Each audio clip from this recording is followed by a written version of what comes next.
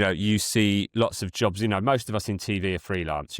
There's the ITV staff, BBC staff, a tiny percentage of television workers. We're mostly freelance. And you see a lot of jobs now advertised for all of the job. Any job that requires you to go and film on location in the EU, you see jobs advertised now for people with EU passports because we would have to have a working visa to go over there. So another also, massive... you need Carnet. Don't talk to me about Carnet, honestly. I was talking to somebody else about this. I did a show in Gibraltar many years ago, and we needed a Carnet then. And it was only a few years later when I was naively saying to my wife, hold on a minute, why did we need a Carnet for Gibraltar? It was pre-Brexit. But Gibraltar wasn't an EU member state and never has been. So you did need a Carnet. And honestly, I've had to do Carnet since. We had to go on a trip to Slovakia, then down to Madrid and then back, only for a few days.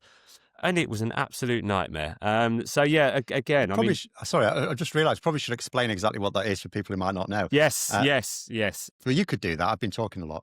Well, a Carnet essentially is something where all of your kit, and this is probably a very layman's terms explanation. I'm going to, in a practical sense, when you take cameras, microphones, tripods, all of the things that you need to go and film abroad, you have to take all of your gear with you.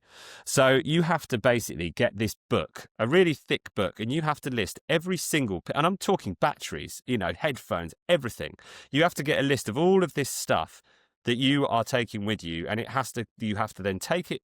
Bearing in mind, you're already lugging all this kit through an airport, which is not fun. It's heavy, it's cumbersome. You have to take it off to this special area to go and have this big book stamped, and they can, if they want to, check every single bit of kit.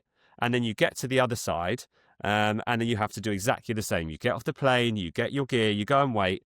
We did it somewhere recently, and they were sort of 20 minutes from shift change in Dubai, I think it was.